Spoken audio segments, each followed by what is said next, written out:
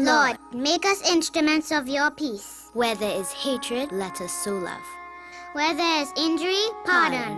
Where there is doubt, Faith. Where there is despair, hope. Where there is darkness, light. And where there is sadness, joy. O Divine Master, grant that we may not so much seek to be consoled as to console, to be understood as to understand, to be loved as to love. For it is in giving that we receive, it is in pardoning that we are pardoned, and it is in dying that we are born to eternal life. Amen. WESN.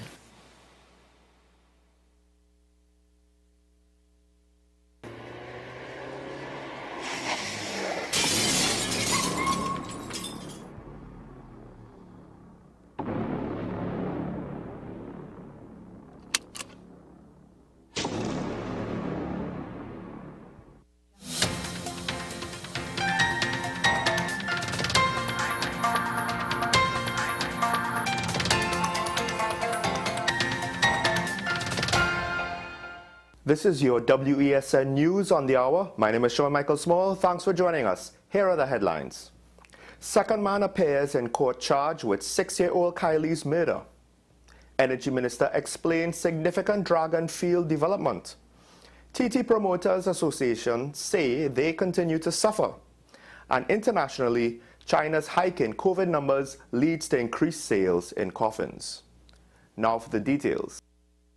A second man has appeared before a Sangre Grande magistrate charged with the murder of 6-year-old Kylie Maloney and shooting with intent at 3 victims. Kay Simmons of the Murray Hill Sangre Grande was also charged with possession of a firearm and possession of ammunition when he appeared in the Sangre Grande First Magistrates Court. Kylie of Foster Road, Sangre Grande, was at her home with her family on the 8th of January when it is alleged that 3 men entered the property and began shooting. The injured were all taken to the Sangre Grande Hospital for treatment, where the girl died. Aaron London, also of Sangre Grande, was previously charged in connection with this murder. The Dragon Field deal is a massive and significant development for this country. So says Energy Minister Stuart Young as he sat with state media and sought to explain the benefits this would mean for the country. We have existing capacity at our plants, our infrastructure to produce ammonia and LNG, which are 2 products needed in the world. There's gas in Venezuela. You have crisis in Europe and in the region for need for these commodities. If we get access to the gas in Venezuela, we can produce these products here in Trinidad and Tobago. We had negotiated a contract for about 350 million scuffs a day, which is huge and significant, but it is going to be the start. And once that gas flows, the world is are the limits. Trinidad and Tobago's Promoters Association is holding firm that they are being disadvantaged by security services to host events.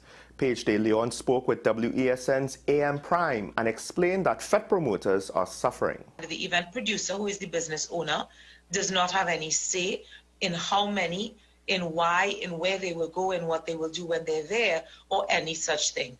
And the way that it's being done now is so ad hoc that these officers and this strength is being allocated literally sometimes on the day of the event or on a Friday afternoon. The event producers are then forced to go and grab cash out of the bank or find it wherever they can, sums that they're not going to ever be aware of until that moment in the court. And if they don't pay it, then they don't get their license because the senior superintendent or the person in charge of the division has to sign off in order for the license to be granted. Internationally, coffin makers in China have had their hands full, earning a small fortune as there have been a considerable number of COVID-related deaths in China's rural regions. Since China scrapped COVID restrictions in December 2022, some 80% of the population, more than 1 billion people, have been infected according to leading epidemiologist Wu Zhenyu. Last weekend, China reported 13,000 COVID-related deaths in less than a week, adding to the 60,000 deaths it has counted since December. Well, that's news on the hour on WESN. I'm Sean Michael Small. Thanks for watching.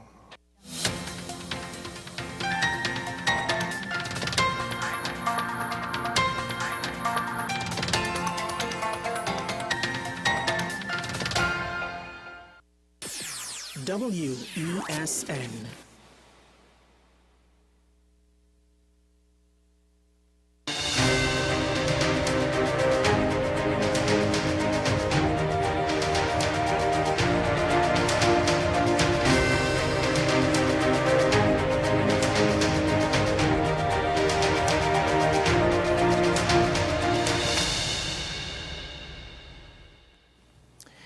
Well, it's Thursday, January 26th, 2023. Hello, everybody. I'm Andy Johnson. We know that in a lot of cases, this is what you wake up to on a daily basis. This is AM Prime here on WESN. Let's tell you what's happening in this edition of the program. We will be talking moments from now with Mr. Reginald Dumas about some of the circumstances still remaining over the election of a new president in Trinidad and Tobago. We also speak with the people behind a discussion about Trinidad and Tobago. Is it a real place or not? You know, we like to say this place not real. And there's somebody who has challenged that in lyrics that we'll get to moments from now. We also talk with Chutney Soca Monarch semi-finalist Karen Williams. He calls himself the Wackerman.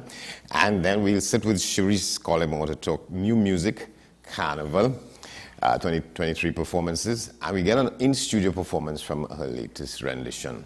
But right now, let's go to that discussion. This gentleman, probably knows more about the Constitution of Trinidad and Tobago than anybody else. He knows as much as anybody else, but he probably knows more. He's a retired diplomat who was also the head of the public service in Trinidad and Tobago. We're talking with him about what's left to be discussed about the presidency and the way in which the latest president was appointed and the discussions around that. But before we get to that, there's some breaking news on the papers this morning that I want to get to. But Mr. Dumas, good to see you.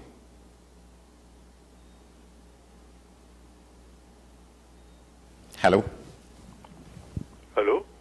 Morning, sir. How are you? No, not bad, Andy. How are things? Well, good, thanks. Well, let me begin by thanking you for being roused out of your sleep at this hour in the morning to talk with us. But we know it's all good. So, at my age, yes. You will find out. I'm beginning to find out already, I can tell you that. All right, so we want to talk about the Constitution and what it says about how to appoint a president and all the part that has gone before that. But before we get to that, there's some breaking news in the paper this morning, and I know again, it has to do with what is allowed for in the Constitution. We just wanted to get your perspective on that. There's one story, we're talking about the Newsday this morning, one story in which a prisoner who was Muslim was prevented from observing his religious rights while in prison. And then there's another case in which the Mahasabha is claiming unequal treatment from the Teaching Service Commission. Let's deal with the first one first. The man says he was in prison and he's a Muslim, he's declared that, and to all intents and purposes, the authorities know that. But he was refused opportunity to say his prayers. And then on many occasions, he was forced to cut his beard. Should we still be going through those kinds of things in the country? Or is there probably rules for conduct in the prison that supersede what people's rights are on the outside? Is there a difference? What do you think? Well, there are prison rules, of course. I accept that. Hello? Yes. No, sorry. There are prison rules. I accept that. But there are also religious rules. Here, according to our national anthem, every creed and race is supposed to find an equal place. It's not only this gentleman that you talk about. I looked at the newspapers having been roused out of my bed at this time. I looked at the newspapers on the internet this morning, and I see that the Mahasabha is also complaining about discrimination, religious discrimination. Yes. Now, we have to be careful. We have to be very careful in this society. We are a mixed society, mixed racially, mixed by religion, etc. And we have to balance these things. We can't merely say in an anthem that every creed and race finds an equal place and then do something differently. We can't put something in the Constitution giving everyone equal rights and then do something differently, because we'll be violating the theme of the philosophy of our anthem and the philosophy of our Constitution. You can't do it. And I noticed that in the case that you mentioned there, the court has ruled in favor of the prisoner. Yes. That his constitutional rights have been violated. Now, if I were the prison and if I were the government, if I were Mr. Hines, I would pay very serious attention to that kind of thing and behave accordingly. We have to be inclusive, Andy. I mean, you had the recently installed principal of the St. Augustine campus of UE, Professor Belle Antoine, speaking just the other day about inclusiveness in this society. She's quite right. We seem to forget that this is a society, instead of which we are pointing fingers at one another all the time. We're trying to rubbish people all the time, our own compatriots. We're stabbing people in the back all the time. We're denigrating people all the time. And then we expect to have a proper society. How can we? And then when the same people see that the society is deteriorating, the same people who have been behaving in this negative way or these negative ways, they get up and say, hey, well, this place is really going down, boy. This is a real place. As you were going to talk about a real place. Precisely, yes. A couple of minutes ago. This is a real place without even beginning to understand the negative impact that their behavior is having on the place. Yeah, and in we're not, either we're serious or we're not serious. Yeah, in this case, this man who coming out of prison now is going to walk away with $200,000. Well, there you are. And then somebody will follow him somewhere and maybe get some of the money. Yep. And in the case of the Mahasabha, we must read from the story here. The Mahasabha wrote to the Teaching Service Commission Chairman Elizabeth Crouch on Monday asking for the agenda note. This was a meeting that was coming up. The meeting was set after its attorneys had sent both the Commission and the Minister of Education a letter January 19th threatening this legal action over what they call fundamental changes to the recruitment process for teachers for denominational primary schools. Sometimes it seems as though we're walking over the same ground over and over. Walking over the same ground. I don't know the details. I've been seeing the thing in the newspaper for the last few days without following it too closely, but it does appear that the Teaching Service Commission has written the religious bodies, and I noticed that all the religious bodies have come out in opposition to the commission. It's not only the Hindus. Yeah. The Anglicans have also said the same thing. The Catholics have also said the same thing. The Presbyterians have also said the same thing. I don't know what the Muslims have said, but I imagine it's the same thing. And if all of them have come out saying, look here, you are doing the wrong thing, you, Commission, you're doing the wrong thing, there might be something in this. I don't know how the thing was done. I don't know if the Commission sought, the impression I have from my cursory reading of the case is that the Commission wrote these denominational bodies saying we are going to change our pattern in terms of recruitment of teachers. We are going to advertise, and then when we get people, we look at them, and then we will send these names to you, which appears to be a reversal of what has been happening all these years. Now, the Commission might well have a point. I don't know. But the thing is that if you are going to change the thing or propose a change, the least you should do is get in touch with the people and discuss the proposed change before you do anything. You don't write them and say, we have decided to change and this is change and here you are. So we have to be careful. Either we are being inclusive in this society or we're not. The other day, as you know, as I suppose you know, I said that I would have preferred a Hindu as president. Yes. There are people who jump up and say, like, you want a Hindu? Any Hindu will do. Now, any Hindu will not do. I mean, that's an absurd statement, but that's the kind of remark that one has come to expect in this place. I have simply said, we have had all these presidents since 1976. Nearly 50 years now, eh? All but one have been Christians. And we just we have a president-elect now who is also a Christian. He hasn't been sworn in yet. All but one have been Christians. One has been a Muslim, that is Hassan Ali. Hassan Ali. I'm saying, wait, if every creed and race is to find an equal place, if we're talking about inclusiveness, if we keep uttering this nonsense about all are we is one, and this rainbow country, etc., etc., have we not in 50 years very nearly been able to find one suitable Hindu for the presidency? Now, I'm not saying that any Hindu will do that. Is absurd. A totally absurd remark to make. But the person should be someone who is fairly widely respected or not widely disrespected. Again, given this society's nature.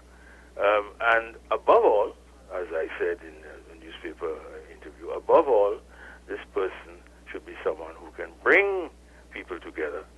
A healer and not divider. The society is divided enough already and getting worse with the economic difficulties, more and more theft, as you see. I mean, they're stealing. It's not only shooting down people. I mean, that's bad enough. But they're also stealing from people just without any compunction. Following people to the bank when they come take out money, robbing them on the way, etc., etc. We can't continue like this. It's a societal problem. It is a societal issue. You cannot merely say we are going to do this and put more boots on the ground and put more cameras and etc., etc. All of that is fine.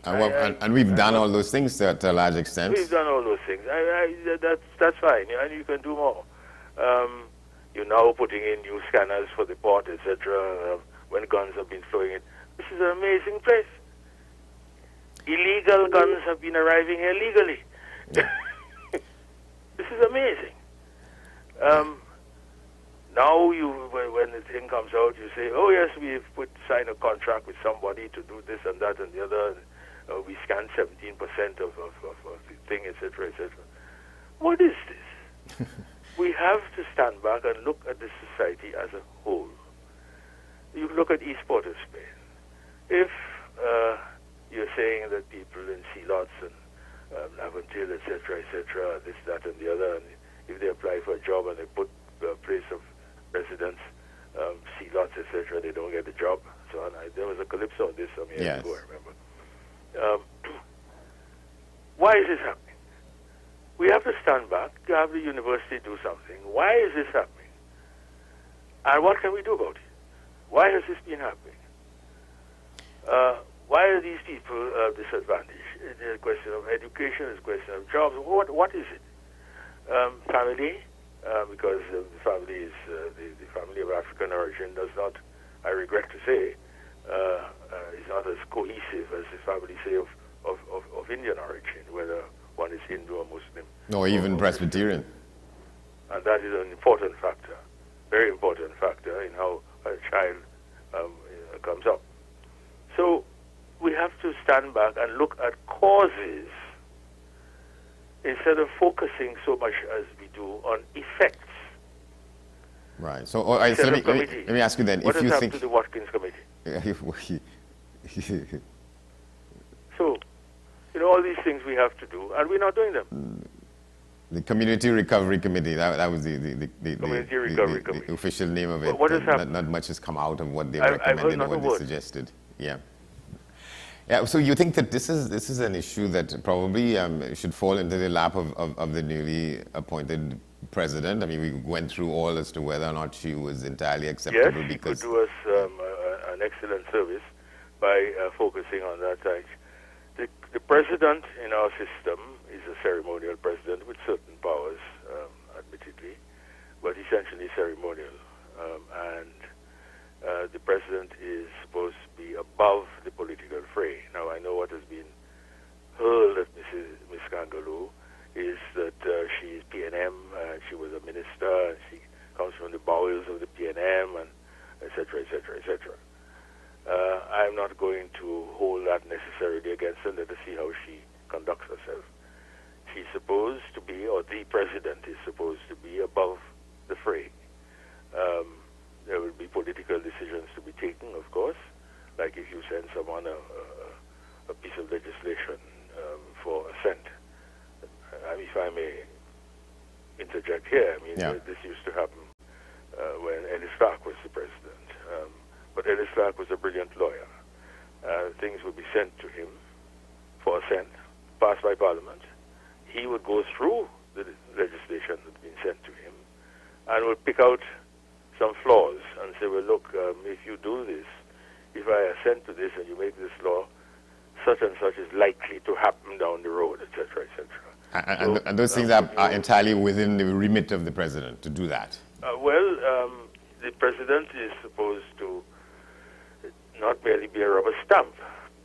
If the president sees something wrong, the president has a duty and a responsibility to say so, and not merely to say, well, you send it to me, I am only the president, and I will sign, knowing that it is wrong. That is your responsibility. Right, and so how solid is the argument, or these arguments that were put forward on the other side, saying that the people have misgivings as to whether or not this now incoming, to what extent that argument is solid, coming from people on the other side who say that this is precisely why some people were objecting to this appointment, because people don't believe that, you know... I'm not sure I'm hearing you quite well. You say how... Yeah, how solid is that argument from people who have raised opposition to this appointment, saying that this is precisely why people have people on the other side will have to be persuaded by the behavior of the president. There is this political divide that we have now with people. Unfortunately, Ms. Gangaloo is going to have a very tough task, because she enters office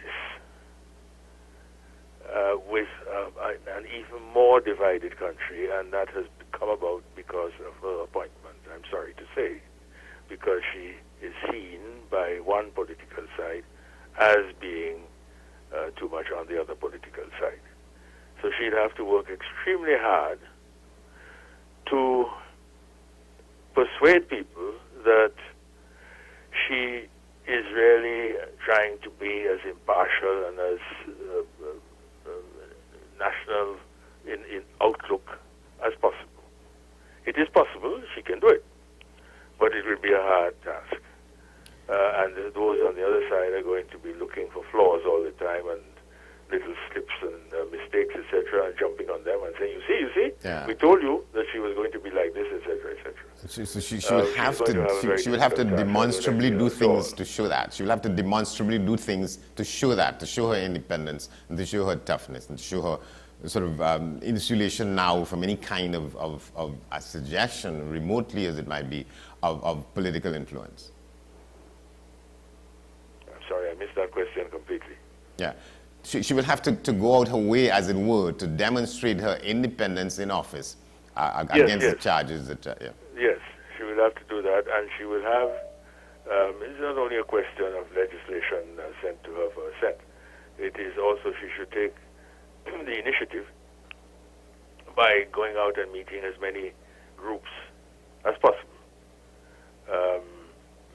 In communities all over the country. Hearing them, hearing what they have to say, seeing what she can do. I mean, she can pass that to the government.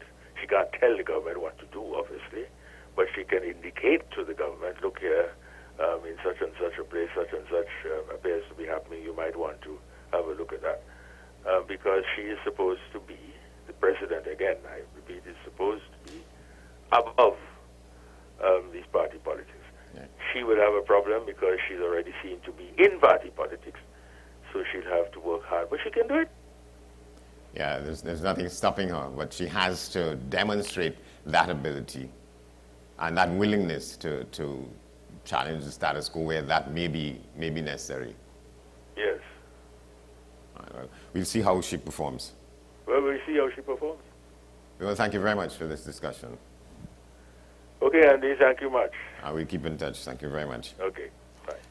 All right, let's begin to take a look at what is happening in the world around us. We go to St. Vincent and the Grenadines, where the government there has signed a $6 million EC loan arrangement with the Demerara Bank Limited for the construction of 50 prefabricated homes for residents in that country. Let's take a look at that.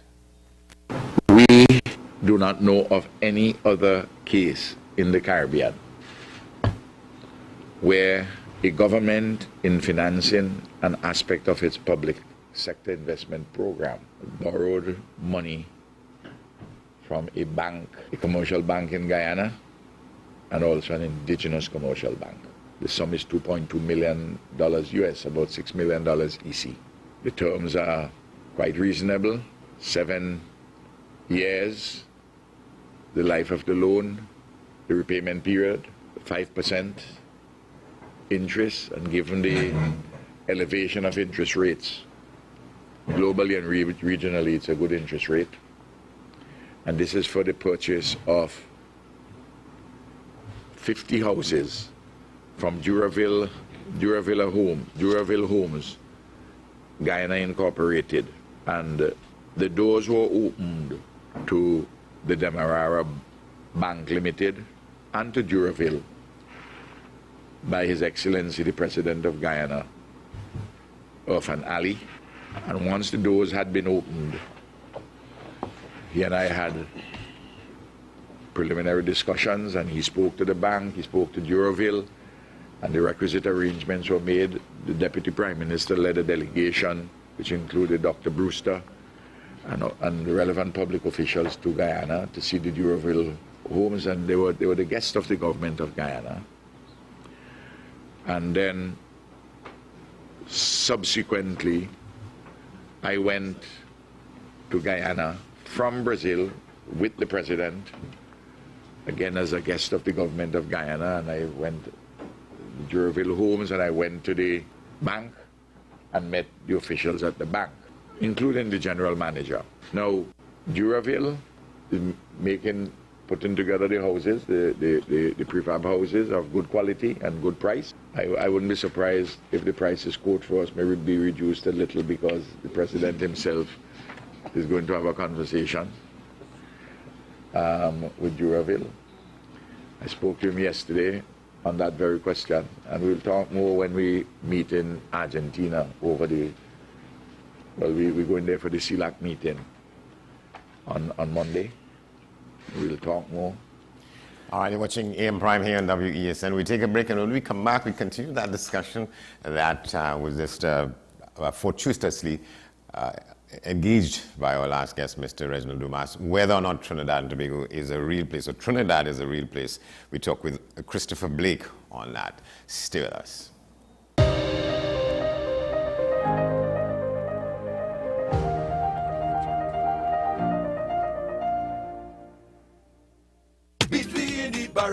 Make sure you get tickets early, got them tickets selling already. We have icons, yes, we have legends, and the young upcoming sensations. Become party, social commentary. We have something for everybody. Pressure for them, joker, faker, and lows. Come to Kaiso House.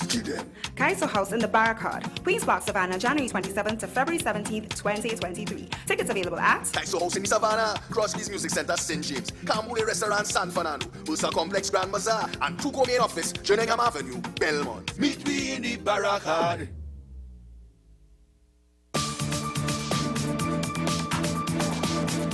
I am Rondell Donowa, attorney at law and host of Strictly Legal on WESN Content Capital. Strictly Legal is a legal program geared towards informing you, the public, of your legal rights, responsibilities, and remedies.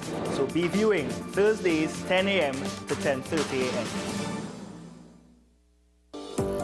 Join me, Sule A. Joseph, as I delve into the day-to-day psychological issues plaguing our society. We will discuss behaviors that encompass the biological influences, social pressures, and environmental factors that affect how you think, act, and feel. Site, Thursdays at 11:30 a.m., only on WESN, Content Capital. FanZone, your reliable, authentic supplier, has just gotten better. You can now visit our website www.fanzonett.com for your authentic wear and collectibles. The only place where you can use both your Visa debit and credit cards. Visit our website fanzonett.com to make your purchase today.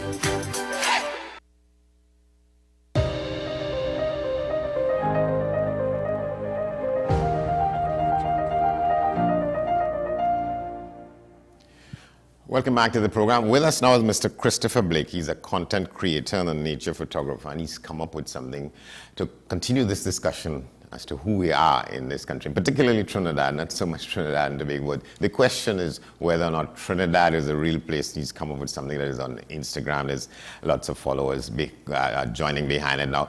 Before we get to the discussion with him, though, we ask you to watch this.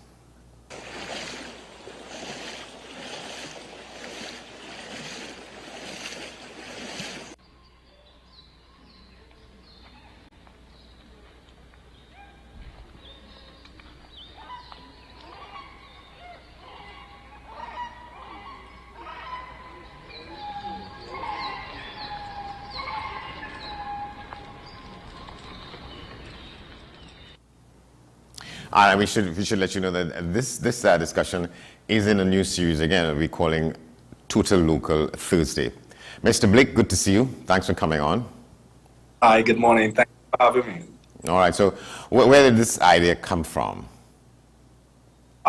This idea was an idea that I had for a very long time now, but I just didn't know how to pull it off because, as you know, I'm also the owner and main guide at Trail Seekers Nature Trails and Tours. So I would have been exploring Trinidad for a couple of years now.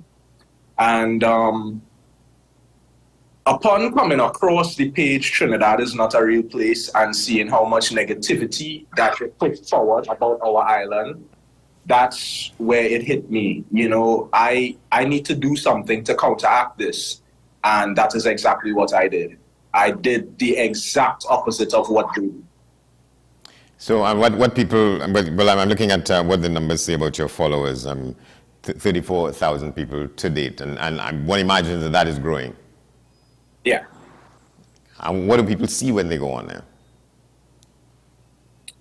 When you go there, you would see the beauty that Trinidad has in store for you. You would see the places that you would not usually see on the travel brochure. And you would also see the places that the majority of these YouTubers or content creators that do nature content cannot take you. Most people that do nature content or any sort of tourism content in Trinidad, they go to Maracas Bay. They go to Las Cuevas Bay. They show you Tobago. Not saying that Tobago isn't beautiful. Tobago is very beautiful, but these are things that we have all seen before for years. We have been advertising these things. And it's so funny that Trinidad has so many hidden gems that no one ever knew about. So when you go to that page, what you're going to see are most of the places that are not usually shown, that are some of the most beautiful spots that Trinidad has to offer. What are some of those gems that you want to point out to people who are, yeah, go ahead. Okay, firstly, one of my favorite, is the first video that you showed to the folks. That's Upper North Oroput River in Valencia. One of the most beautiful rivers that you could ever see in Trinidad. The water is always so pristine, and due to its location, you won't find much people there. Most of these places are places that people they won't go frequently. Why? Because of the distance and the trek that you would have to make through the forest to get to some of these places. There's Mystery Pool in Mon Lacroix. There are places like Buddha Waterfall in Madamas Village. Madamas Village is after Brasso Seco Village. And this is the other thing. A lot of people don't know a lot of the villages that we have in Trinidad as well. Sometimes I tell people, hey, this is in Brasso Seco Village. And everybody's like, where's Brasso Seco Village? I've never heard about this before. And that's so wrong. All right, well, let me ask you this then. Where is Brasso Seco in relation to Brasso Benau and Brasso itself? Okay, Brasso Seco is in the northern range. That's up in the mountains. So to get to Brasso Seco, you'll have to take the Blanchisseuse Road, in which would take you, you can take it from Arima side, and it will take you up to the lookout Las Lapas, in which is a spot that I have shown on Trinidad is a real place as well. Another place a lot of people don't know. And the second video that you showed, that's up at Las Lapas, going down to Lopino Trail. But it started from Las Lapas. And as soon as you pass Las Lapas, you would get to an intersection where the road, that same Blanchisseuse road, could take you to Monlacroix village or to Blanchisseuse. And then there's another intersection where it takes you to Brasso Seco Paria. And that's how you get to Brasso Seco Paria. Yeah, for a lot of people, going through the trails might be easier than driving the roads. You see, you take that road from Arima to get to Blanchisseuse. I mean, it's frightening.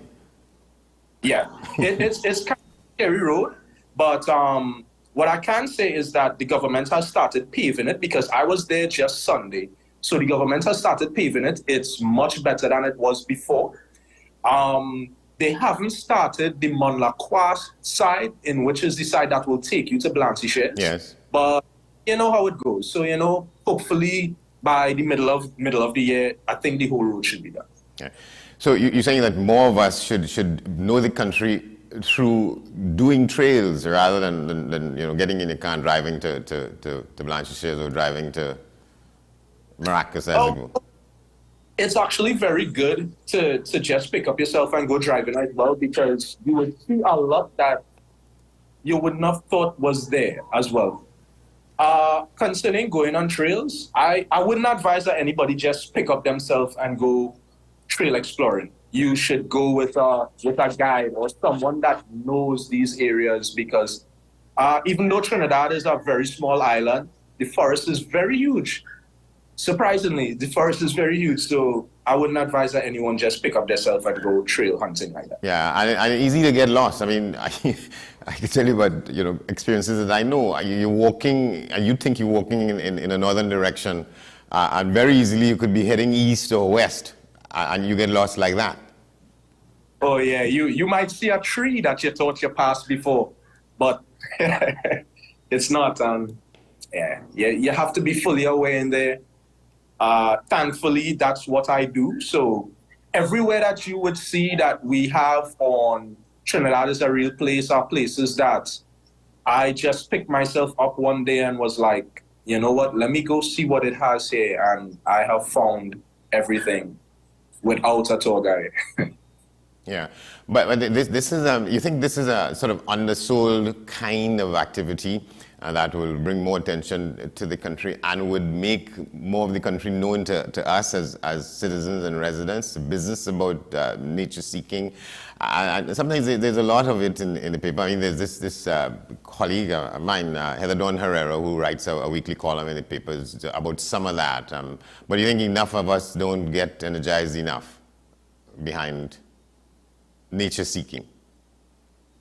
Well, the thing about it is, even though nature seeking has been going on in Trinidad for many years, nobody was paying attention to it. So it's kind of a good thing that I came around doing the type of content that I did, because I've realized that the reason why people were never drawn to it is because of how it was displayed. And then most times it wasn't even displayed at all. So I have perfected a way that I do videos that is gonna catch everybody. It's gonna catch the young, the old. It's gonna catch everyone. And I think that if we continue down this path, and if I could get the proper support, especially from the ministry, we could take Trinidad global with tourism, and we are going to be successful. Because the funny thing is, all of the places that I would show, most people don't even know they existed. Even Trinidadians don't know they existed. So now is the time. We need to put this out there. Let everybody see. Not only Jamaica has beautiful rivers. Not only Dominica has beautiful rivers and waterfalls. Trinidad has it too. Just you never saw it before. Yeah, I'm so you're encouraged by the response that you're getting from posting these things thus far.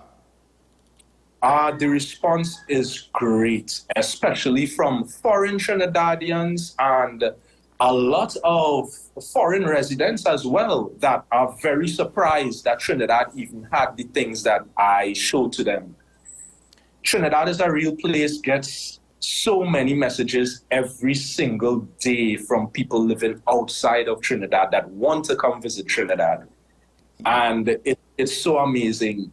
It's so amazing, and that really makes me happy. You know, that's a real story for many people, for many of us. You know, we have to go away to find out about the country, and then we come back based on what hearing what other people say, the people we meet outside. Yes. So Trinidad is such a beautiful place, and like I said, it just hasn't been advertised the right way. And the more and more I look at, for example, our ministry pages and stuff, they do boring content. They do content that won't grasp the audience. So this was needed. This was really needed to catch everyone, to show everyone. You're talking about the Ministry of Tourism here? Yes, I am. Can I ask what is the nature of your relationship with anybody there, or your attempts to construct a bridge between you and them? Well, firstly, it started off with Trail Seekers, Nature Trails and Tours. Everything started off with Trail Seekers, Nature Trails and Tours. And I have been showing Trinidad to the world for a couple of years now by the name Trail Seekers, Nature Trails and Tours. So what you see on Trinidad is a real place has already been shown on Trail Seekers, Nature Trails and Tours. So what I tried to do firstly with Trail Seekers was most of the videos I would do, especially the ones to places that people would not know, I would tag these pages like Book Trinidad, the Republic of Trinidad and Tobago, and they would not pay any attention to anything that I show them. But when you go to their page, you would see a video of Maracas Bay, in which has been shown since 1960. How long? 1910, people would say. That anymore. So I created Trinidad as a real place in June of last year, and I believe the first 4 videos that I did, I tagged them, I mentioned them. This is Book Trinidad and Trinidad, the Republic of Trinidad and Tobago's page, and they paid no attention. And I was like, you know what? Forget that. I'm going to do it on my own. And that's exactly what I did. And believe it or not, it bypassed all of those pages. All right, we want to tell you keep on trucking and trekking, my friend. Thank you very much, Christopher Blake, content creator, nature photographer, Trail Seekers. Thank you very much. Yes. All right, we take a break. More on the other side. We're talking with the Chutney Soca Monarch, one of the contestants in the finals for that. So stay with us.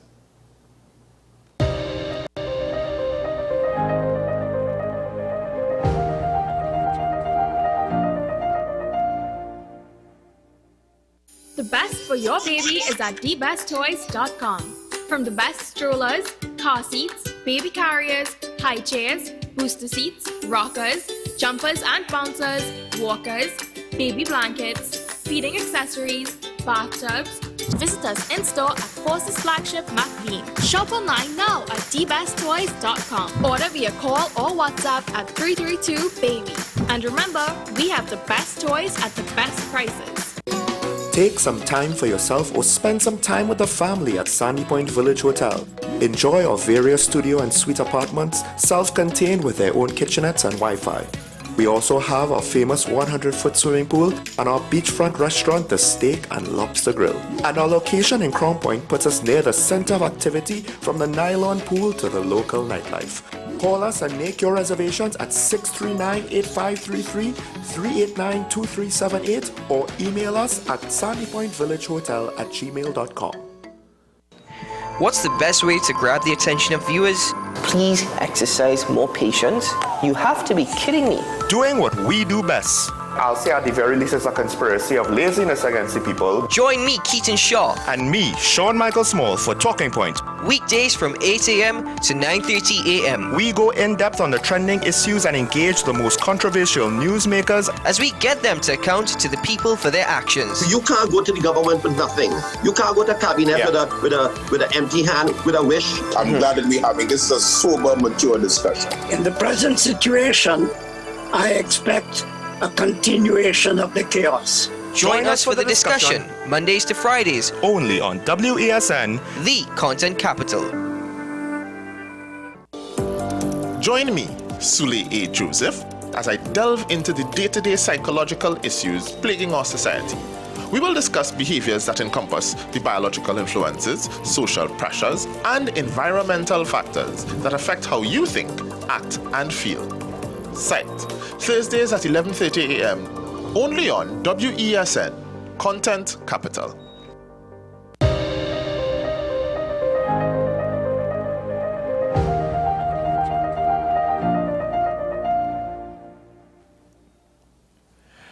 Welcome back to the program. With us now, a gentleman known by this sobriquet. His handle is Wackerman. He's among the semi-finalists in this year's Chutney Soca Monarch competition. His real name, Karen Williams. He's here with us. Good morning, sir. Good to see you. Good morning. Good morning to everyone. Good morning to all the viewers that locked on. I want to say thanks for having me here, to give up the opportunity to let the public hear positive music, you know, bring out positive lyrics. And in Chutney Monarch season is around a day in one of the Chutney Monarch finals already. I think it's NCC with Randy Glasgow. So that Monarch done set for the 18th of February. 12 finalists, I was one of it. And then the Soca Chutney Monarch CSM, I was one of the semi-finalists. And then it has something called Road Match Chutney Monarch. I am one of the finalists there too. So that's three different yeah, three different categories, yeah. And you in there? Yes, yes. Yeah. Well, so I mean to say, I want to come straight to the point, and I will tell you, like with music, sometimes we go and, you know, you sing a song and we say the nation go with it, they love it, but when come into stand up into competition, you mightn't hear they come out first, but the song play, they say, oh God, like, you know. So sometimes you sing for the crowd and it put you second, third, fourth. So I decided to say, see me, let me sing for the positivity of this nation. Let me sing for the judges and them. Let me sing for people who, you know, the country need this. And it had too much lives lost in the road, you know, mainly into the alcohol and, you know, drinking and driving. And I want to try to put lyrics to actually help that then. All right. How did you get the name? Or how did you choose the name Wackerman? Did you operate a Wacker? Yes. I was one of the, in Central, about 15 years ago, one of the best, up to today, still keep the name in cutting grass, breaking down the waka, building it back up, services. When I did my work, I do my work with passion. You know, I always do work good. It was never about money. It was all about keeping my name and my reputation. And today, after so many years, I still have it. But if you do good work, that sells itself. Yes, and yes. You get more work and so on. And more work, correct. Yeah, I have people cutting lawn and maintenance 5-6 years still with me. And you know, and I stopped do the work when I in the entertainment, and you know, I end up opening back the business because I realized I had to keep it going. Yeah, I mean that's the Wackering. The original, yeah. That will have my ways, and then other youth to see with me I could survive without like going to you know I get a little more in the entertainment field. I have more venues, but if I study about myself, I'm going to be selfish. If others now need the opportunity who wouldn't be like me coming up. And they would be versatile. Yeah, so them now I can teach them, come to cut something, carry them out, show them, teach the youths and them. Because sir, it's been 6 years now, proud of myself. Is every month I just do my little grass work and thing and take something off of my money and cook $200 of food. I want to say thanks to my wife, she outside, and give the unfortunate ones on them. Yeah, the lady who came in, yeah, she's the one who cook all the food. Yeah. So you say I always have a great man and have a great woman behind you, you know, and two entertainers, that one of the young, one named Old Brother and one named Lyrical King. They outside, they foot to foot with me with love. You know, love is priceless. Yeah. And that love that I receive, I want to say I appreciate it. So let's go back to that. 200 boxes of lunch you do every month. Every month. It's only, well, this January month I'm a little busy, I want to be honest, but it coming. And then school children, most of all I want to meditate on the little children and them. So I just go out to them. Sometime I might go in a kindergarten school, might have about 30, 40 kids on a special day for the week. I buy some KFC for them, I buy some pizza for them. Sometimes I ask which child cannot afford a tablet, which child cannot afford the book. And we have a program named God Watch program. I just raise funds sometimes for myself, and I'll be doing that.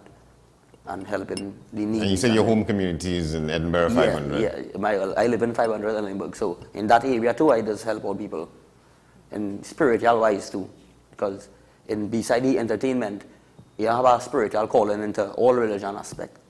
And living proof that many people came by me, sick with certain things, and and they got through.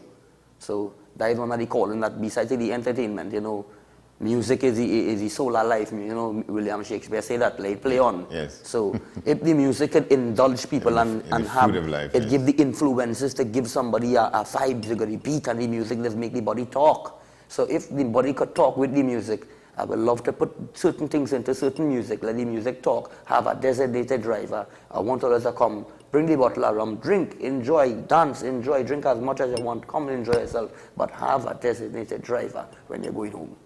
Yeah, I want to ask you, how do you separate soca from chutney soca from... Well, you see, I want to... Chutney. Yeah, well, you see, you ask... The music local Trinidad, locality, it just consists of calypso, soca and chutney. Once you hear about Trinidad local music, you already know, well, once you hear calypso, you hear soca and you hear chutney, like real chutney music, meaning that a little dolak and a bottle and a little spoon and you're singing nani and na, because that's how it used to be long time, and the people don't cut their cane and they're tired and think they say go take the little drink and beat the little drum and they have a little entertainment. All right, we need to go to a break and we come back and we get a little taste of the performance. So stay with us. No problem. We're talking with the Waka Man.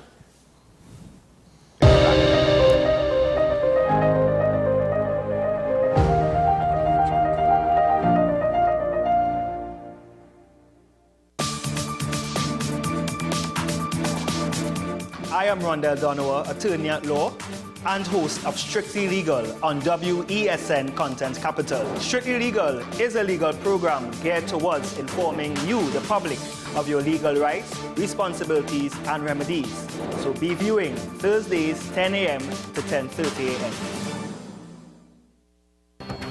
The issue, the continued rise in the price of flour and its impact on the cost of living in Trinidad and Tobago. How should we go about it? I want to ask you, what has been revealed to you about the state of vulnerability in the country because of this exercise and because of what we're going through? Is the government losing the war on the vaccine front? The discussion should revolve around the common good for the greatest number of people in Trinidad and Tobago. How do we inculcate a sense of respect and regard for people who may not be of your own political ilk or persuasion? The communities are now being used by political opportunists. So when the tables are turned, it's the same way. Okay, this has been 10 questions. I'm Andy Johnson, and we'll see you next time. Every word, every line, every paragraph depicts a real moment in someone's life. A father, a sister, a mother, a brother.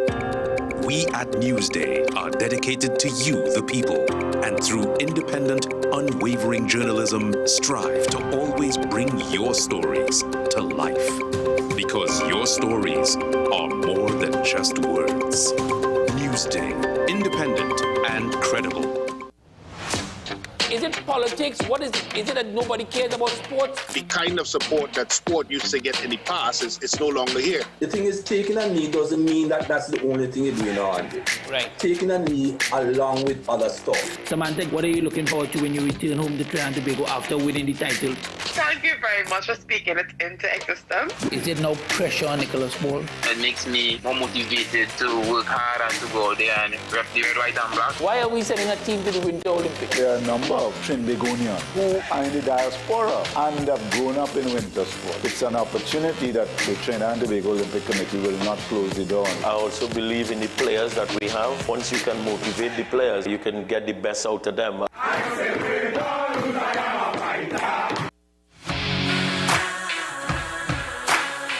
Every day, we communicate through stories. Stories of ourselves, our challenges, our goals, our experiences, and our aspirations.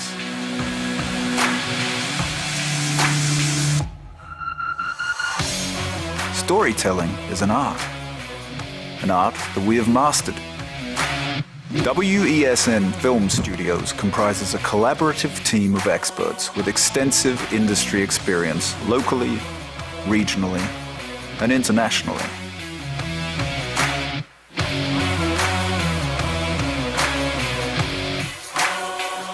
The ability of your business to successfully communicate with your preferred audience depends on the strength of the stories you tell. Your vision should be communicated in a high-quality, professional, and creative way.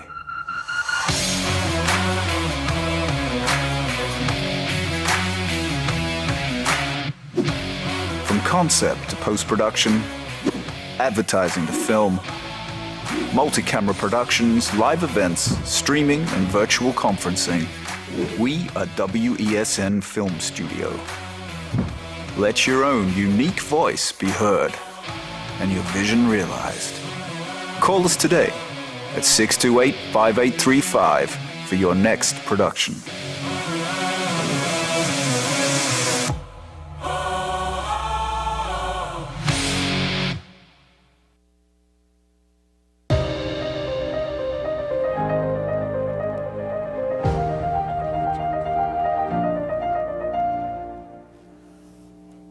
Welcome back. Well, we're going to take you up to the top of the hour with a live performance in studio here from this gentleman, Kieran Williams, going by the name of Wackerman. This is his performance for the Chutney Soca Monarch semi-finals on January 27th, which is just hours away from now. So take it away, my friend. Yo, Waka, what you doing, my brother? Take a drink now, man. You know it is good. We don't drink and drive. Well, I drinking my juice by the bar, and I have a designated driver. Well, the police them marking my car. Well, I drinking my juice cause my driver sober. My driver sober. So I'm moving with my designated driver. But when you see a fetting and not drinking my liquor, I'm moving with my designated driver. But when I go to a party, I'm not drinking my liquor.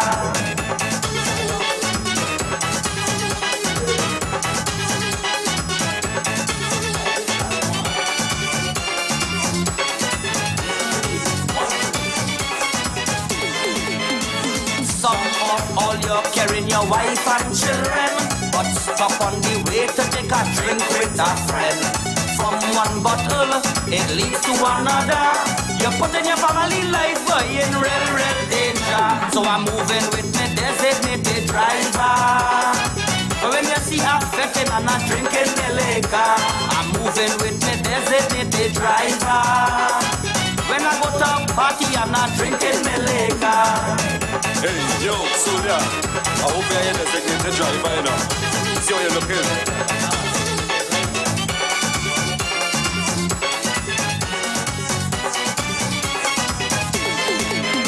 They drinking by the bar, look, they start into their car. Not a police in sight with the breathalyzer.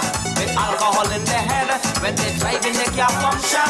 Remember 5 people were dying for a junction. So I'm moving with my designated driver.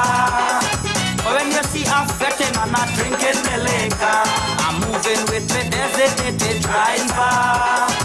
When I go to a party, I'm not drinking the liquor.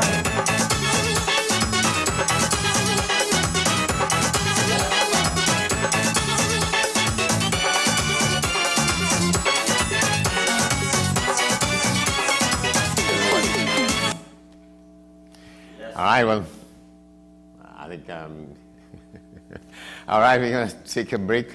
We have news at the top of the hour. We'll follow that after. So stay with us. This is AM Prime here on WESN.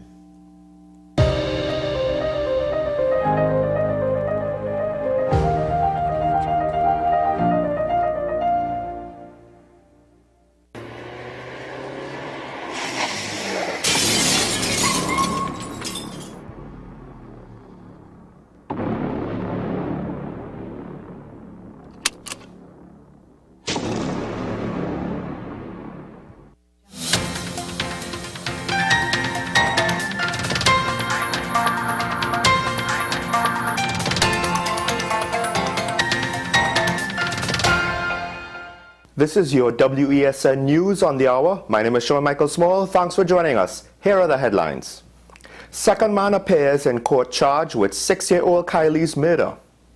Energy Minister explains significant Dragon field development. TT Promoters Association say they continue to suffer. And internationally, China's hike in COVID numbers leads to increased sales in coffins. Now for the details. A second man has appeared before a Sangre Grande magistrate charged with the murder of 6-year-old Kylie Maloney and shooting with intent at 3 victims. Kay Simmons of the Murray Hill, Sangre Grande was also charged with possession of a firearm and possession of ammunition when he appeared in the Sangre Grande First Magistrates Court. Kylie of Foster Road, Sangre Grande, was at her home with her family on the 8th of January when it is alleged that 3 men entered the property and began shooting. The injured were all taken to the Sangre Grande Hospital for treatment, where the girl died. Aaron London, also of Sangre Grande, was previously charged in connection with this murder. The Dragon field deal is a massive and significant development for this country. So says Energy Minister Stuart Young as he sat with state media and sought to explain the benefits this would mean for the country. We have existing capacity at our plants, our infrastructure to produce ammonia and LNG, which are 2 products needed in the world. There's gas in Venezuela. You have crisis in Europe and in the region for need for these commodities. If we get access to the gas in Venezuela, we can produce these products here in Trinidad and Tobago. We had negotiated a contract for about 350 million scuffs a day, which is huge and significant, but it is going to be the start. And once that gas flows, the world is the are the limits. Trinidad and Tobago's Promoters Association is holding firm that they are being disadvantaged by security services to host events. Paige De Leon spoke with WESN's AM Prime and explained that FET promoters are suffering. The event producer, who is the business owner, does not have any say in how many, in why, in where they will go, and what they will do when they're there, or any such thing.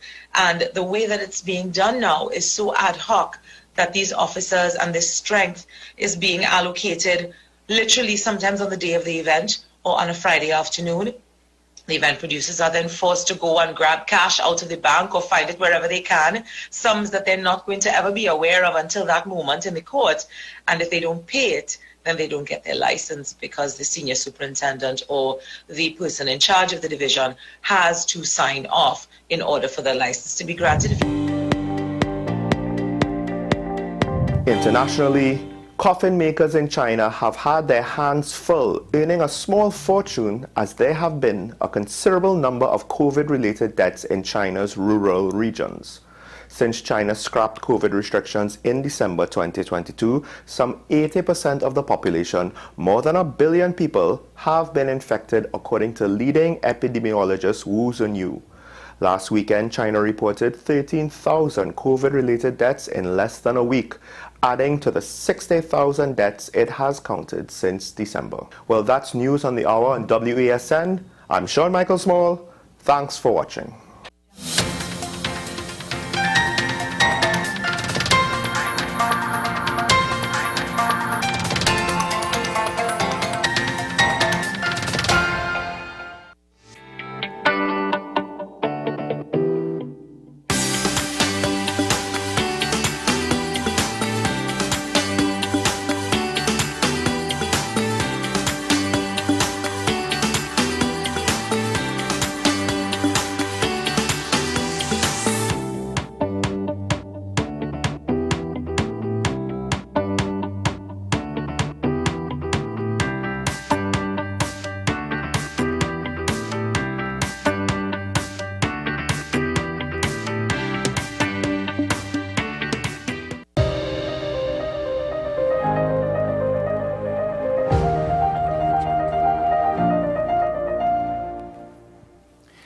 Welcome back to the program. Moments from now, we'll be getting some more live action here as we continue these carnival conversations. We'll be talking with Ms. Sharice Collymore. We'll come back with that in a moment, but let's just go outside a little bit. Again, we go to St. Lucia for this one. The Jazz and Arts Festival there is set to return despite criticism from the opposition in St. Lucia. We have a report. Take it in. St. Lucians need to own it more. That is certainly the Jazz festival, the music festival side of it. So we're going to try something new this year, and we hope it's going to grow over the years where St. Lucians will now own the festival, government having a very minimal and defined role within that. But I will formally make that announcement tomorrow night.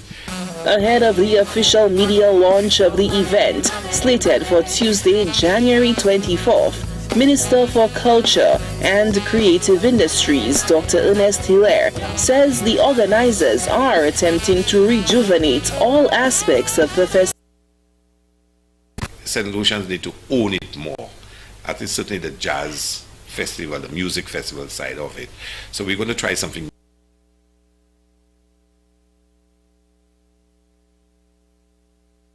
St. Lucians need to own.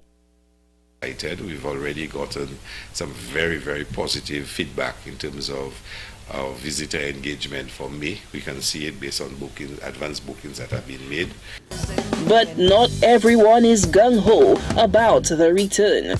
The previous Alain Chasney UWP shelved the Jazz and Arts Festival and rebranded the celebration as part of the Summer Soleil Series Festival.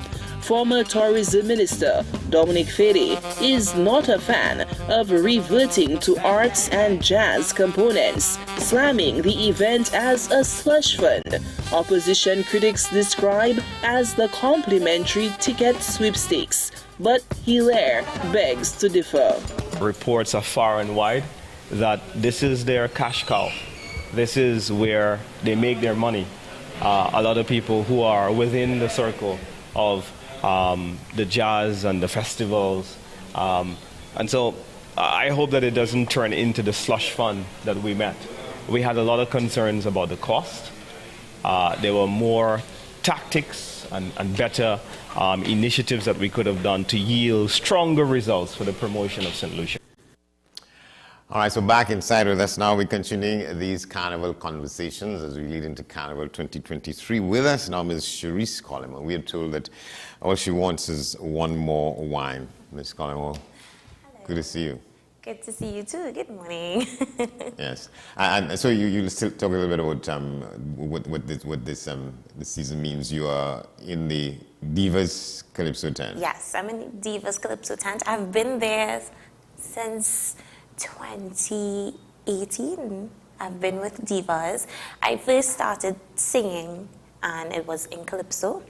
And when I finished juniors, I was in juniors, so I sang every Calypso competition possible in juniors. And so you were a teenager? So yes. And or then, young adult? Sorry? Or young adult? Yes, young adult, teenager into young adult. Younger adult.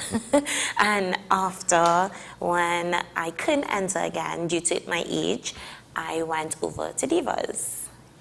And I've been with them ever since. Well, it's a truism, if you know what that means. You know, when too many women in a place, you have cat fights. You have how is it in working with sort of? I mean, in every establishment or anything, there would be a little bit of catfighting. A bit of that, yeah. But we are grown enough, and we know at the end of the day we are all family. And yeah, like it's fine. We're good. We're good. Yeah. Yeah. And you don't aspire to going into a tent where it's men and women and so on. Honestly, I love Divas. I love what Mr. Utley, what he has and what it signifies. We are a cabaret, so we don't only just sing our song, we also pay tribute, and I love that. When you say pay tribute, what do you mean? So every year we would pay tribute to an icon. Somebody. Yeah. Yes. So this year we're doing Garfield Blackman and Ras Shorty Eye. A couple years back we did Black Stalin. We try to pay tribute to persons who are still even alive, and yeah, and we realized his legacy, and we said, you know what, before he actually died, which was this year, Black Stalin, we were like, we need to pay tribute. And then this year, Ras Shorty Eye. We also have I call her Auntie Abby. Auntie Abby is back. Well, in the that's Abby Blackman. Abby Blackman. She's back on stage. She's back in Divas. Because she was at Divas a couple of years ago and she's back now. So she's going to be rubbing shoulders with her daughter in the tent. So yeah, basically. It's an intergenerational thing. Yes. So tell us about One More Wine a little bit. Well, One Wine, it was written by FBE. And it was produced by Nikolai Green as well as Kyle Phillips of Bajan Republic. And it came about by just me being in the studio, having fun, conversation, and the song came out, which was, it's so crazy because I think people don't realize when you're in the studio, you go there and it's fun. And due to conversations and all kind of thing, and that's how my song came about. Yeah, what do you mean conversations? We speak about everything. I think people think when you're in studio, it's like strictly on music. We speak about politics, we speak about things that's happening around the world, Carnival, and well, Carnival, of course, was the topic of my when I went, and we were just saying, you know, from a guy's and a woman's point of view, you know, if you give a guy one wine, he's like, oh my gosh, that's all. I want to be with her. But you want more. Yeah. He's like, just one wine I need. Yeah. So you're talking about politics. If we're talking this year, the big story thus far has been the appointment of this new president. So to what extent that may have formed part of the things you'll talk about, whether people like her, they didn't like her, whether she was right for the job and that kind of thing. Well, we didn't speak about that, but in my opinion, I think it was a good decision. Yes, I really think so. And yeah, I support it. And I liked it. I said, yeah, I know the opposition was not for her, really. Yeah, they have their issues. Yes, they have their issues. However, I was one who was rooting for her, and I'm happy that she actually got through. Well, not got through, but she got... Well, she got she got a lot of votes. Yes, and so on. yes. At the end of the day, that is what it is. And yes. So part of the argument was that she was still involved in the politics because she's in the Senate, and I don't think anything is wrong with that. I really don't think so, but I am happy for her, and I think that was the best decision. Yeah. Yes. So you come back to the music now. In the break, we ran the clip about in the news about the St. Lucia Jazz Festival. You're saying you would like to be on that stage only. Yes. To be honest, I do not want to just limit myself. For those who don't know, I have my degree in music education. So you went to UTT? I went Costa. Okay. All right. Yes, and when I started, it came as a hobby at first, and it came as a gift because I believe I was blessed. And the more I went along doing music, I realized I don't want to just sing only. I want to be able to dive deep within. So within that, I learned, I'm classically trained. Business of business, as well as teaching. I could actually teach music. So I know how to score my own music and everything, as well as I am classically trained, and I learned a lot of jazz, I learned a lot of Italian, many different languages, as well as different genres of music. And jazz has always piqued my interest. So when I am not in the carnival aspect, and when carnival season is off, I do something called Kaiso Jazz. So I have lots of restaurant gigs, or just, I think I should be on North Coast this year. I'm hearing little chatter. All right. But hint. Yes, but it's always been something for me, something that I liked. I don't want to limit myself just to Trinidad. I want to go out there and just perform.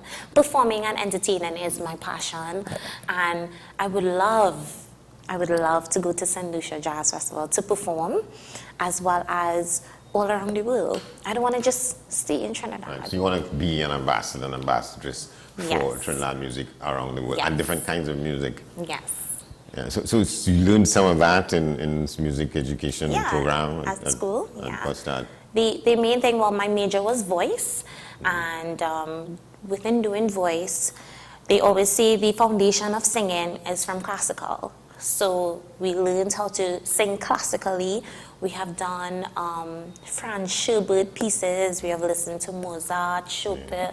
Like it's a whole set of things we've listened to, and it has broadened my mind and my knowledge. And I'm just ready to go out there and see what's out there and perform out there. Do you have an idol as a classical singer? Who's my idol as a classical singer? I like Antonio Cardara, as well as, oh my gosh, I can't remember his name. I can't remember his name. In terms of women, who are some of your There's actually, I can't remember her name, but there's someone from Trinidad who lives away, and I saw an article about her recently. Hazel Scott? Sorry? Hazel Scott? No, it's a young lady, and I was so shocked because we don't know about that in Trinidad, and she won an award recently, and she does classical singing. When I heard her voice, I was like, oh my gosh, I need to research a bit more into her and see exactly what more has she done, and we don't know about that in Trinidad. What are the kinds of things you have to do to protect your voice when you're performing as often as probably you do? No cold beverages, as well as limit speaking. And as much as you limit speaking, you just need to, no shouting. You really need to, your voice is an instrument, though it's inside of your throat. You can't see it, so you need to be a bit more gentle with it than any other thing. So just basically warm beverages and softer speaking and no shouting. Yeah. All right, I think the person you were probably trying to remember, I think her first name is Heather. I'm trying to get her last name. But we will take a break, and when we come back, we'll see you in a little action. Stay with us. We'll be back in a moment.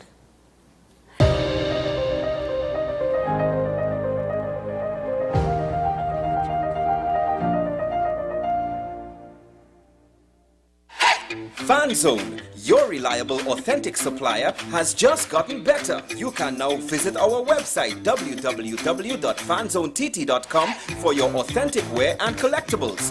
The only place where you can use both your Visa debit and credit cards. Visit our website fanzonett.com to make your purchase today. The best birthday gifts are at thebesttoys.com. Shop for the best brands you love at the best prices. Like VTech, Leapfrog, Fisher-Price, Play-Doh, Hot Wheels, Barbie, Cocomelon, LOL, Baby Alive, Crayola. Visit us in-store at Forces Flagship MacBean. Shop online now at thebesttoys.com. Order via call or WhatsApp at 32DBEST to order. And remember, we have the best toys at the best prices. Take some time for yourself or spend some time with the family at Sandy Point Village Hotel. Enjoy our various studio and suite apartments, self-contained with their own kitchenettes and Wi-Fi.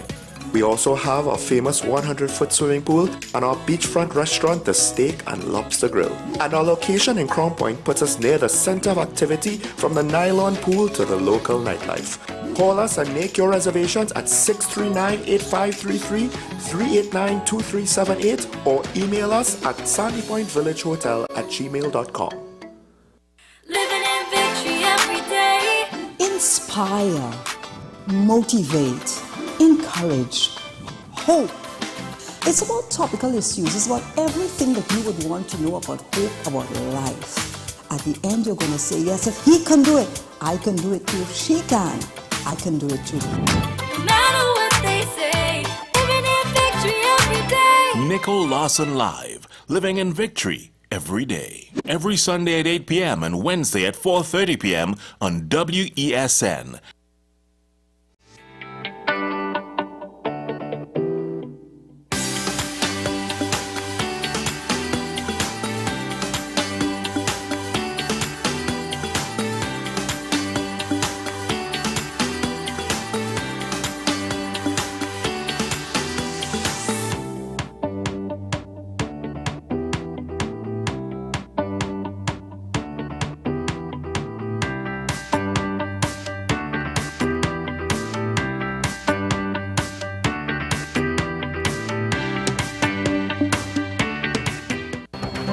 The issue, the continued rise in the price of flour and its impact on the cost of living in Trinidad and Tobago. How should we go about it? I want to ask you, what has been revealed to you about the state of vulnerability in the country because of this exercise and because of what we're going through? Is the government losing the war on the vaccine front? The discussion should revolve around the common good for the greatest number of people in Trinidad and Tobago. How do we inculcate a sense of respect and regard for people who may not be of your own political ilk or persuasion? The communities are now being used by political opportunists. So when the tables are turned, it's the same way. Okay, this has been 10 questions. I'm Andy Johnson, and we'll see you next time.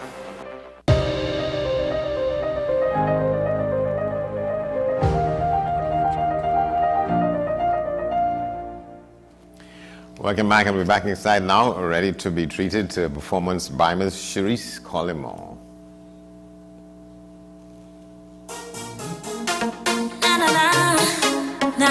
Nobody wants to try me more than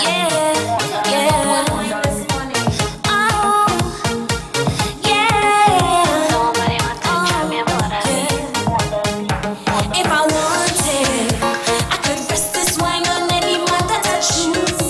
You know that it's true, but baby I haunted, and it's every time that I find myself in your mood. I think about you, you come like a hurricane, you bring the rain, bring thunder. I want you to shut up, man.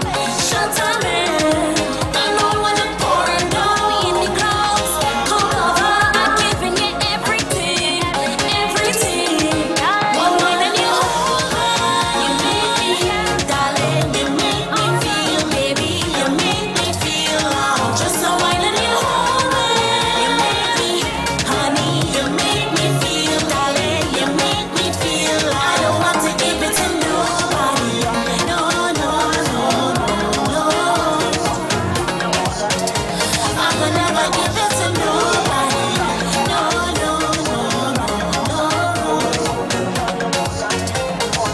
Every wine I toss, every single movement, you're feeling it too. You know that it's true. If you like it fast, then this is your moment. I want you to rule, and only for you. You come like a hurricane and bring the rain, bring thunder. I want you to shut up, man. I know when I'm pouring down me in the clouds, come lover, I'm giving you everything. One wine and you hold me, darling, you make me feel, baby, you make me feel. Just a wine and you hold me, honey, you make me feel, darling, you make me feel. I don't want to give it to nobody, no. I will never give it to nobody, no.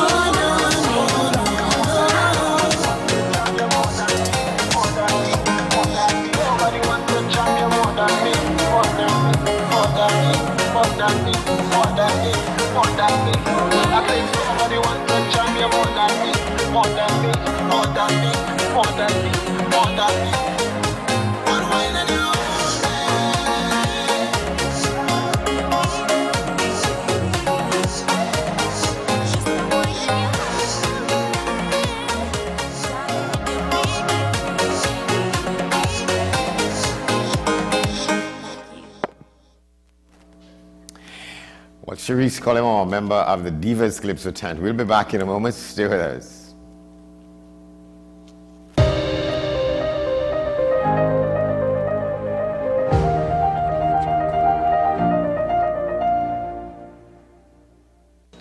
What's the best way to grab the attention of viewers? Please exercise more patience. You have to be kidding me. Doing what we do best. I'll say at the very least it's a conspiracy of laziness against the people. Join me, Keaton Shaw. And me, Sean Michael Small, for Talking Point. Weekdays from 8 a.m. to 9:30 a.m. We go in-depth on the trending issues and engage the most controversial newsmakers as we get them to account to the people for their actions. You can't go to the government with nothing. You can't go to cabinet with an empty hand, with a wish. I'm glad that we're having this a sober, mature discussion. In the present situation, I expect a continuation of the chaos. Join us for the discussion, Mondays to Fridays, only on WESN, the content capital. The issue, the continued rise in the price of flour and its impact on the cost of living in Trinidad and Tobago. How should we go about it? I want to ask you, what has been revealed to you about the state of vulnerability in the country because of this exercise and because of what we're going through? Is the government losing the war on the vaccine front? The discussion should revolve around the common good for the greatest number of people in Trinidad and Tobago. How do we inculcate a sense of respect and regard for people who may not be of your own political ilk or persuasion? The communities are now being used by political opportunists. So when the tables are turned, it's the same way. Okay, this has been 10 questions. I'm Andy Johnson, and we'll see you next time.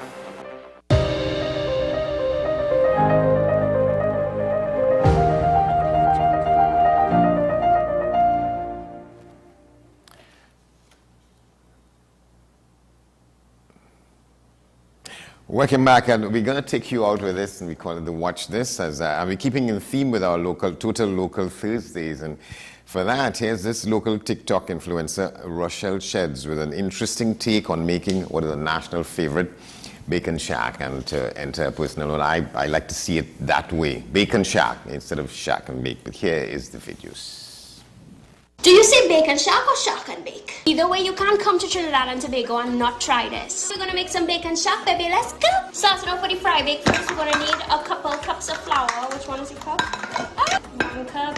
I'm just gonna measure with my heart. Baking powder, salt, sugar, some yeast now. I feel like I should have followed a recipe. I'm gonna add some butter, a little bit of water, and some rum. Yep. Sometimes if you find you need a little more rum, just go with your heart, you know? I love it. Now you're gonna knead this dough, and don't be afraid to get dirty. Done, now let's let her rest. Now we get it into the shack. Just cut some lime to squeeze that on the shack. Time to chop up some fresh green seasoning. More green seasoning, a lot more seasoning. And now let's go check on the bake. Oh, look how thick. Some balls. I'm taking my shack and just coating it with this seasoned flour. A few hot peppers to fry in the oil. Ow! Ow! Perfect. Shack. More shack. Time to taste it. Oh my gosh! Bacon Shack, gone uptown. Well, that'll do it for us in this edition of the program. We thank you for watching. We thank all our guests. We tell you can check us out here at AM Prime at WESNCC on all our social media platforms. Send your booking request to amprime.wesn@gmail.com. I'm Andy Johnson. We have another program for you in 24 hours or so from now. But for now, thanks for watching. Half an hour from now will be the news at the top of the hour, followed by today's edition of Talking Point with Shah and Small. But otherwise, have a good day. See you tomorrow.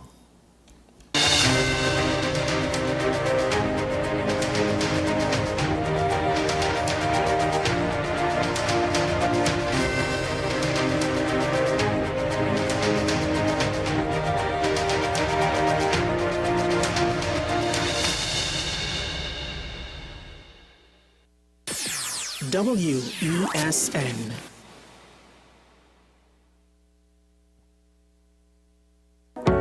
I am Rondell Donowa, and you are watching WESN, the content capital.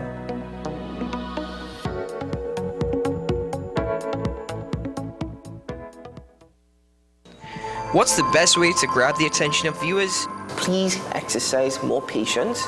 You have to be kidding me. Doing what we do best. I'll say at the very least it's a conspiracy of laziness against the people. Join me, Keaton Shaw. And me, Sean Michael Small, for Talking Point. Weekdays from 8 a.m. to 9:30 a.m. We go in-depth on the trending issues and engage the most controversial newsmakers as we get them to account to the people for their actions. You can't go to the government with nothing. You can't go to cabinet with an empty hand, with a wish. I'm glad that we're having this a sober, mature discussion. In the present situation, I expect a continuation of the chaos. Join us for the discussion, Mondays to Fridays, only on WESN, the content capital. Join me, Dr. Nalini Kokram, on What's Up Doc, where we discuss all your burning questions concerning health. Trinidad and Tobago is among one of the highest risk group of patients that develop this form of genetic breast cancer. What I'd like to take home from a short interview like this is screening. You must screen. Because it's silent. It's silent. Yeah. And because it's silent, you don't know it's there.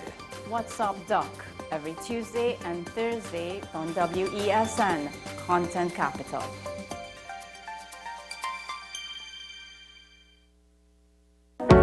I'm Andre Elbertis, and you're watching WESN, the Content Capital.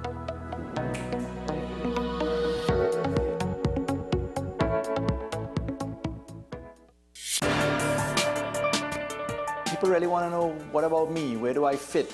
Yes. What is in the ride for me in terms of a better Trinidad and Tobago? And I'm pleased to shed some light on that. The purpose of bail is to ensure your attendance at court. That's it.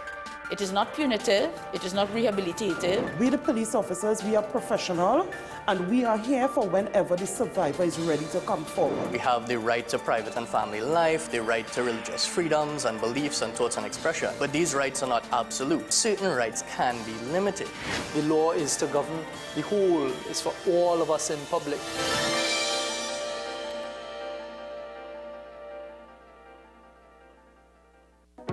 I'm Keaton Shaw, and we are WESN, the Content Capital.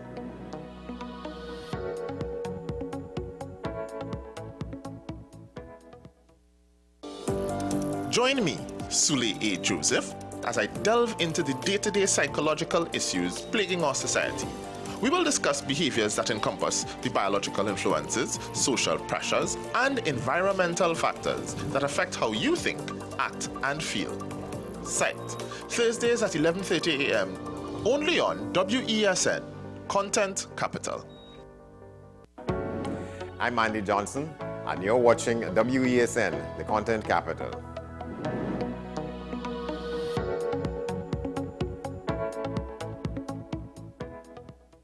With society plagued by a host of issues, with debates surrounding our urgent concerns falling short, with questions of our future not always being answered. The conversation continues. Join me, Kemuel Pascal, as the voice of the youth comes to life. We will confront the controversial topics of today's world to gain answers that are key for a better tomorrow. One and One with me, Kemuel Pascal. Wednesdays at 10 a.m. Only on WESN, Content Capital. The issue, the continued rise in the price of flour and its impact on the cost of living in Trinidad and Tobago. How should we go about it? I want to ask you, what has been revealed to you about the state of vulnerability in the country because of this exercise and because of what we're going through? Is the government losing the war on the vaccine front? The discussion should revolve around the common good for the greatest number of people in Trinidad and Tobago. How do we inculcate a sense of respect and regard for people who may not be of your own political ilk or persuasion? The communities are now being used by political opportunists. So when the tables are turned, it's the same way. Okay, this has been 10 questions. I'm Andy Johnson, and we'll see you next time. I am Kemuel Pascal, and we are WESN, Content Capital.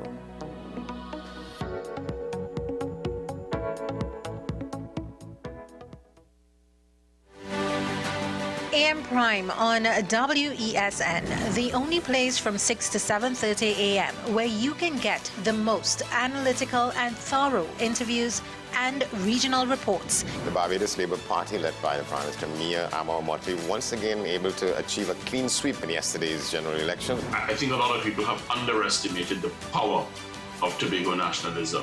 If the government is afraid to say it, I, Martin George, I am saying it this morning on your show, Andy. There will be no carnival before Ash Wednesday. Grab a cup of coffee and start your day right watching AM Prime with Andy Johnson weekdays from 6 a.m. Only on your Content Capital, WESN. I'm Sean Michael Small, and we are WESN, the content capital.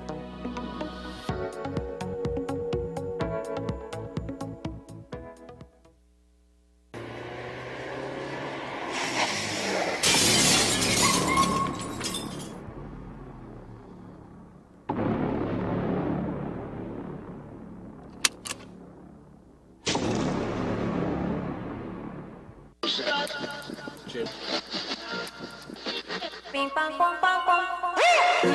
Isla. Viking ding dong. Down.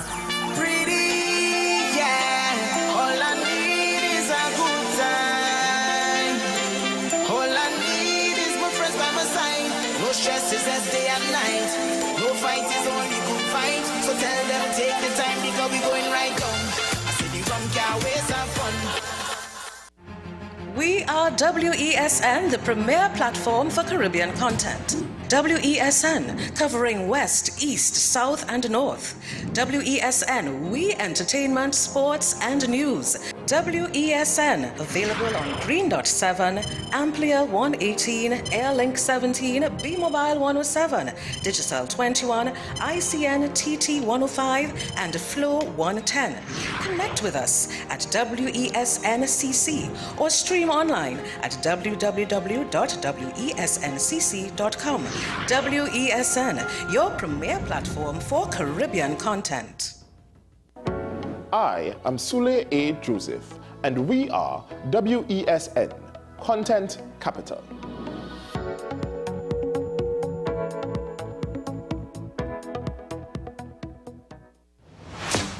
Is it politics? What is it? Is it that nobody cares about sports? The kind of support that sport used to get in the past is no longer here. The thing is, taking a knee doesn't mean that that's the only thing you're doing on it. Right. Taking a knee along with other stuff. Samantha, what are you looking forward to when you return home to Trinidad and Tobago after winning the title? Thank you very much for speaking it into existence. Is it no pressure on Nicholas Paul? It makes me more motivated to work hard and to go out there and rep the white and black. Why are we sending a team to the Winter Olympics? There are a number of Trinbagonians who are in the diaspora and have grown up in winter sport. It's an opportunity that the Trinidad and Tobago Olympic Committee will not close the door on. I also believe in the players that we have. Once you can motivate the players, you can get the best out of them. Living in victory every day. Inspire, motivate, encourage, hope. It's about topical issues. It's about everything that you would want to know about hope, about life. At the end, you're going to say, yes, if he can do it, I can do it too. If she can, I can do it too. No matter what they say, living in victory every day. Nicole Lawson Live, living in victory every day. Every Sunday at 8 p.m. and Wednesday at 4:30 p.m. on WESN.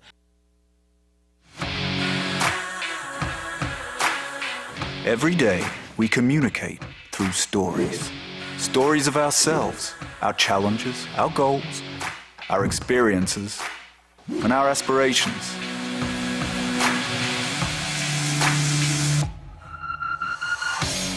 Storytelling is an art that we have mastered.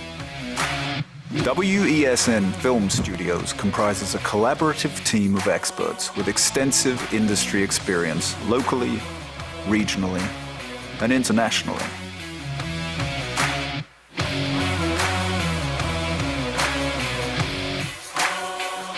The ability of your business to successfully communicate with your preferred audience depends on the strength of the stories you tell. Your vision should be communicated in a high-quality, professional, and creative way.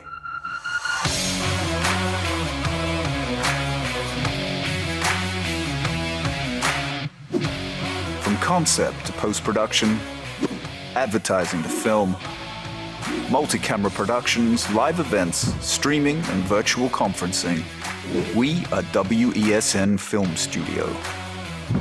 Let your own unique voice be heard and your vision realized. Call us today at 628-5835 for your next production.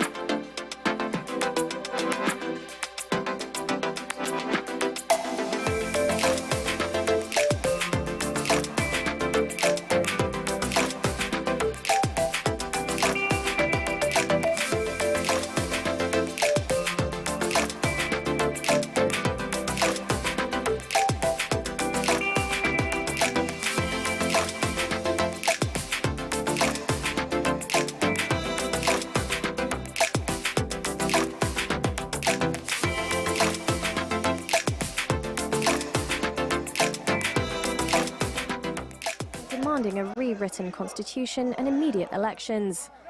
Just days ago, the Peruvian leader ruled out resigning, but called for a national truce, something that the people say won't happen. There is no truce. There can be no truce with the murderer, nor with Congress acting as dictator. We're going to stay in the streets until she's removed and Congress is thrown out. We want everyone to leave. Peru's Congress is due to hold a final vote to ratify bringing forward the elections from 2026 to 2024. This after the violence erupted after former President Pedro Castillo was ousted last December after illegally attempting to dissolve the legislature and judiciary. In Spain, police raided the home of a machete-wielding attacker on Thursday, a day after twin attacks on churches left one man dead and one priest seriously injured. Shortly after the attacks, a suspect was disarmed and arrested. Spain's Interior Ministry said the suspect was still being questioned and had been under a Spanish deportation order since June of last year. No other suspects were involved, and the detainee has no prior criminal record. That's the news for now. Thank you for watching, and please stay tuned to France 24.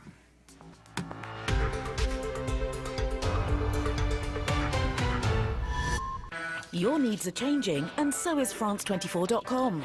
With articles, reports, the latest international news, all our programs available on replay, together with live broadcasting 24/7. Intuitive, fast, and available in 4 languages. France24.com. Liberté, égalité, actualité.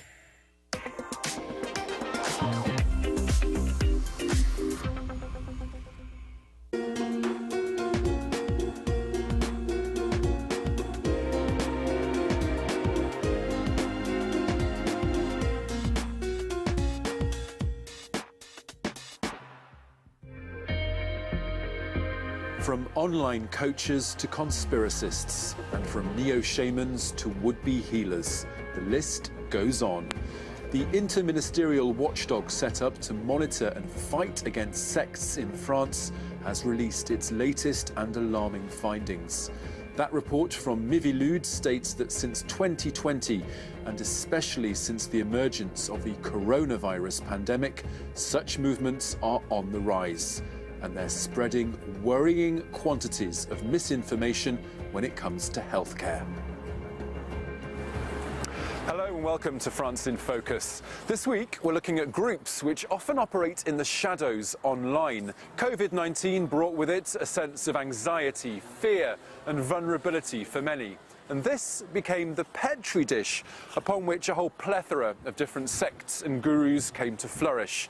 We've been to meet a young man called Gauthier, whose mother recently died from cancer. In the last years of her life, her thought processes started to change, and she ended up rejecting traditional treatments.